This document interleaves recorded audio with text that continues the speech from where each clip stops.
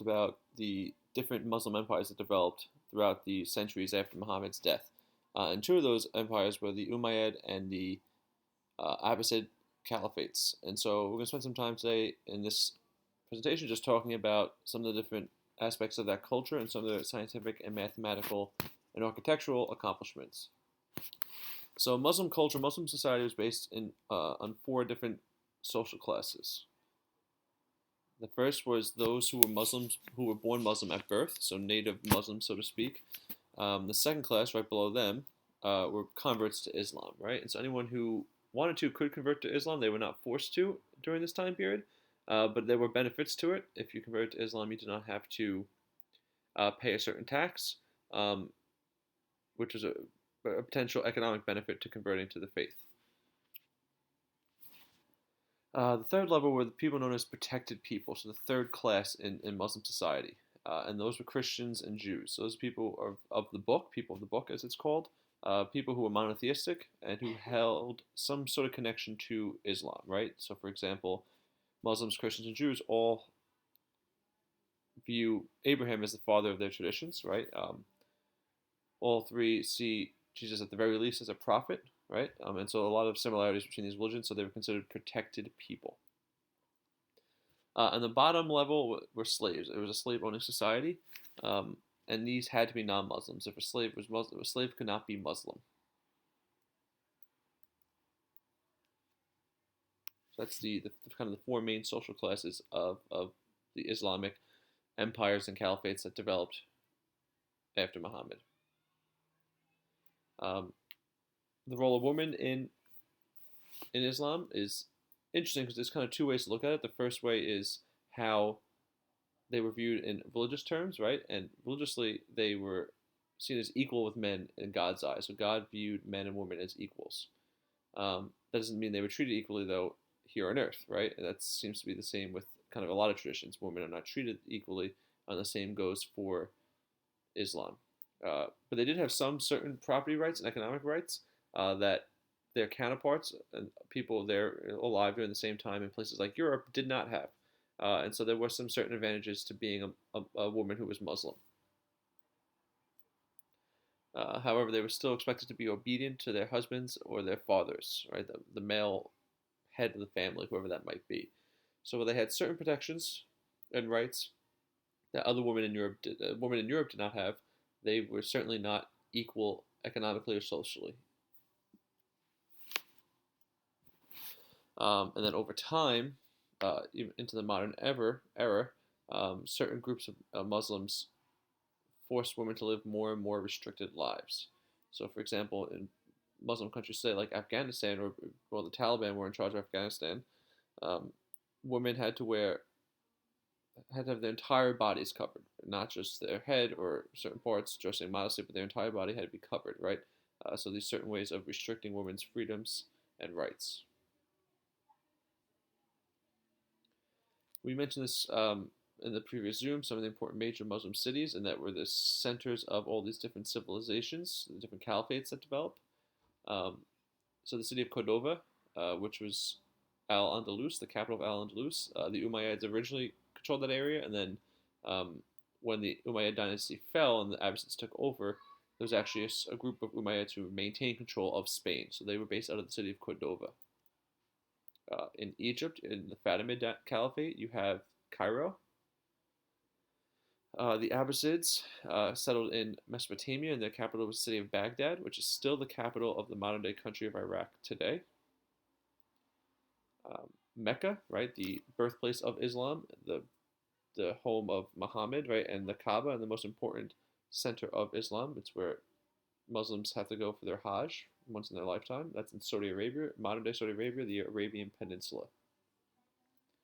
And then there's also Damascus, right? And that's where the Umayyads moved the capital to once the rightly guided caliphs are kind of end their reign. The Umayyads take control. They go to what is modern-day Syria, and they are in the city of Damascus.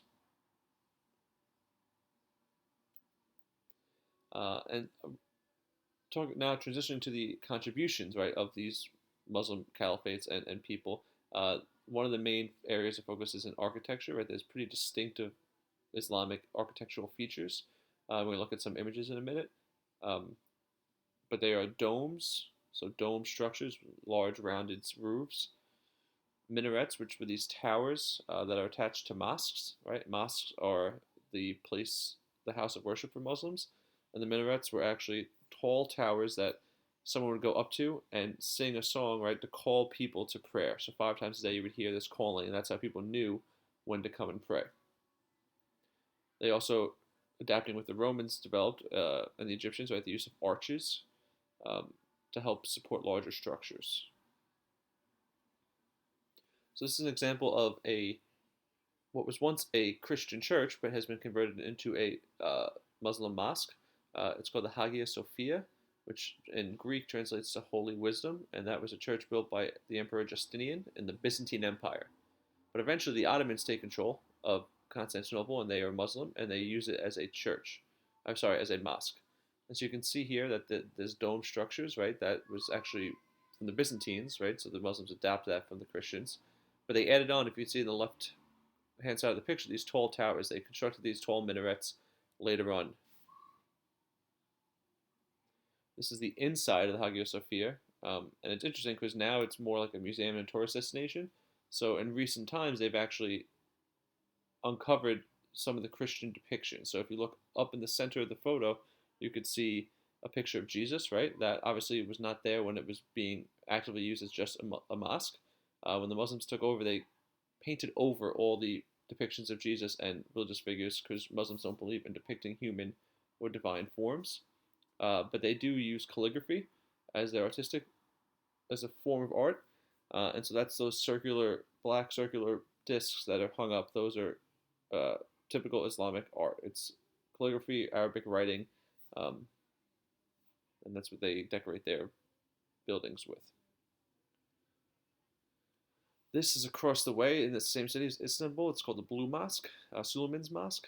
This is a famous building built for that purpose as a mosque. And so the inside looks a little different, but those tall towers, again, you can see are the minarets, and then the dome structures there as well.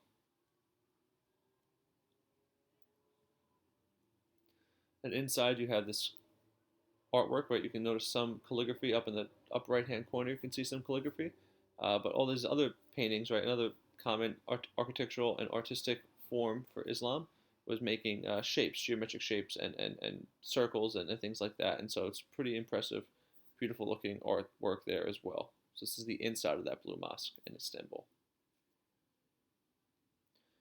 Moving across the continent of Europe here, this is in Seville, which is in Spain, which was in southern Spain, so it was controlled by the Muslims, and so there's some Muslim architecture still featured there. And this building, kind of just sitting on the corner on a street in Seville, is just one example of that.